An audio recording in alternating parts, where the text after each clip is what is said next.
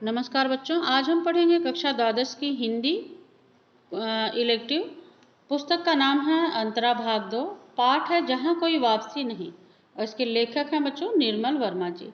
आप देखेंगे बच्चों यहाँ पर साइड में चित्र है जो कि हिमाचल का है। हिमाचल का जो नैसर्गिक सौंदर्य है, जो प्राकृतिक दृश्य है, वह अत्यंत मन को मोहने वाला है। लेकिन इस पाठ में लेखक ने यही बताया है कि औद्योगिकरण के नाम पर, शहरीकरण के नाम पर ऐसे सुंदर स्थानों को भी आवासीय बनाने के तौर पर या विकास की दृष्टि से इनका जो प्राकृतिक सौंदर्य है वह नष्ट होता जा रहा है और यहाँ पर रहने वाले जो लोग हैं वह विस्थापित होकर के दूसरी जगह चले जाते हैं। उन विस्थापितों की पीड़ा के बारे में ही इस पाठ में उन्होंने बताया है और किस तरह से प्राकृतिक पर्यावरण इससे खराब होता है, उन सब का वर्णन पाठ में लेखक ने किया हुआ है। जो पहला भाग था बच्चों, उसमें मैंने लेखक का जीवन परिचय और जो पाठ का मूल भाव है उसके बारे में मैंने बता दिया था। आज हम इस पाठ को पढ़ेंगे। इसके जो पैराग्राफ हैं, पैराग्राफ 1 के अंतर्गत मैं आप लोगों को अभी पढ़ाऊंगी। ये चित्र है, उससे पहले आप देख सकते हैं, इसमें देख करके ही चित्र पता चल रहा है कि धान की रोपाई हो रही है। इसमें स्त्री पुरुष जो हैं वो धान को रोप रहे हैं। तो धान आप सभी को पता है कि जो चावल है उसकी फसल जो है वह उसको पहले पौधा तैयार किया जाता है और उस पौधे को वहाँ से निकाल करके फिर 4-4, 5-5 पौधे एक साथ जो है वो खेतों में रोपे जाते हैं। और यह खरीफ की फसल है, तो बारिश में इसके लिए, धान की खेती के लिए बारिश की अत्यधिक आवश्यकता होती है। जब खेत में पानी रहता है तभी इसकी रोपाई की जा सकती है। तो ये देखेंगे आप यहाँ पर चित्र में जो है वो रोपाई का कार्य जो है वो चल रहा है। अब बच्चों जो पाठ है उससे संबंधित जो यहाँ महत्वपूर्ण बिंदु हैं वो मैं आपको यहाँ पर लिखी हुई हूँ और उसे एक एक करके मैं आपको समझा भी दूंगी। तो पाठ की शुरुआत ही बच्चों यहाँ से होती है कि वह धान रोपाई का महीना था, जुलाई का अंत, जब बारिश के बाद खेतों में पानी जमा हो जाता है। तो धान की जो है वो रोपाई हो रही थी, उसी समय का वर्णन इसमें लेखक ने किया हुआ है। लेखक द्वारा सिंगरौली के एक क्षेत्र नवागांव में जाने का उल्लेख तथा वहां अमझर तथा गांव की स्थिति का वर्णन।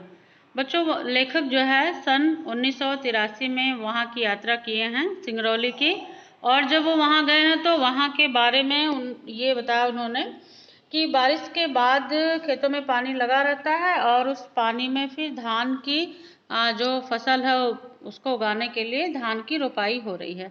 तो वो वहाँ गए तो सिंगरौली में भी एक गांव है जिसका नाम है नवा गांव, उस गांव में वह गए।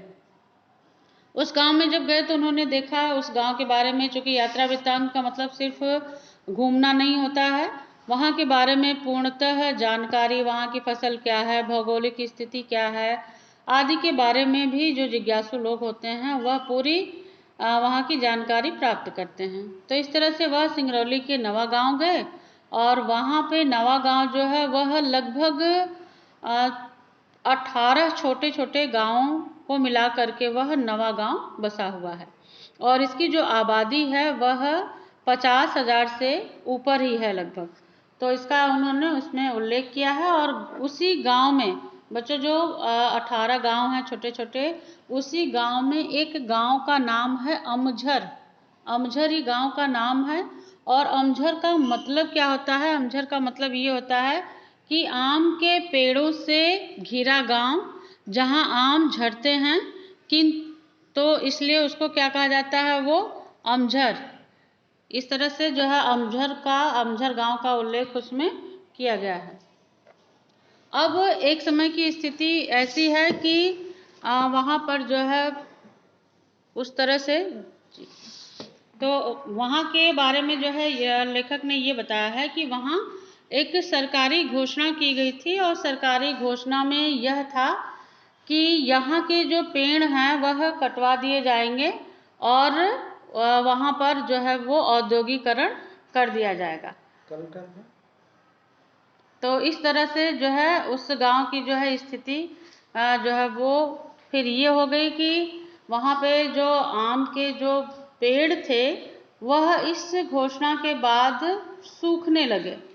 और शायद इसके बारे में ये कहा जा सकता है, जैसे कहते हैं ना कि हमारी पीड़ा, मनुष्यों की पीड़ा जो है वह जीव जंतुओं को, पशुओं को, पेड़ पौधों को भी पता चल जाती है, उसमें भी जीवन होता है। जैसे आप देखते हैं ना कोई आपदा आने वाली हो तो रात्रि में जो कुत्ते हैं, बिल्ली हैं, वो रोना शुरू कर देते हैं, उसको अशुभ माना जाता है। ऐसे ही यहाँ पर सरकारी घोषणा का उल्लेख उन्होंने किया कि अमरौली प्रोजेक्ट के अंतर्गत नवागांव के अनेक गांव जो है वो उजाड़ दिए जाएंगे, ऐसी घोषणा हुई थी सरकारी। जब से यह घोषणा हुई आम के पेड़ सूखने लगे। लेखक द्वारा यह उल्लेख करना कि जब आदमी उजड़ेंगे तो पेड़ जीवित रहकर क्या करेंगे। तो इस तरह से बच्चों क्या हुआ, वहाँ की जो कहानी है वो ये है कि उस अमझर गांव की जो कहानी है ये है कि वहाँ पर अमझर जो है वो आम के पेड़ों से घिरा हुआ एक गांव था, लेकिन जब ये घोषणा हुई तो वहाँ पर आम के पेड़ जो हैं वो सूखने लगे। और शायद इसलिए यहाँ पे ये कहा गया है कि जब मनुष्य ही नहीं रहेंगे तो फिर यह पेड़ जीवित कर रह के क्या करेंगे। लेखक को इस बात का अनुभव होना कि गढ़वाल में पेड़ों को बचाने के लिए आदमी के संघर्ष के बारे में जो कहानियाँ उन्होंने सुनी थी कि विस्थापन के विरोध में पेड़ भी एक साथ मिलकर मूक सत्याग्रह कर सकते हैं, उसका विचित्र अनुभव उन्हें सिर्फ सिंगरौली में हुआ। बच्चों, उन्होंने गढ़वाल टिहरी के बारे में भी सुन रखा था कि वहाँ पर भी औद्योगिकरण, शहरीकरण के नाम पर जो है वहाँ के बहुत सारे गांव उजाड़ दिए गए, पेड़ काट दिए गए। तो कह रहे हैं कि वो सुना था उन्होंने, लेकिन यहाँ आकर के जो है उनको यह अनुभव हुआ कि मनुष्य ही नहीं, विस्थापन के विरोध में मनुष्य ही नहीं बल्कि पेड़ पौधे भी जो है वो मूक सत्याग्रह कर सकते हैं। मूक मतलब चुपचाप, पेड़ तो कुछ बोल सकते नहीं है, इसलिए मूक सत्याग्रह वह भी कर सकते हैं। इसका आभास पूर्णतः एक सुनना होता है, एक अनुभव होता है, एक अनुभूति होती है।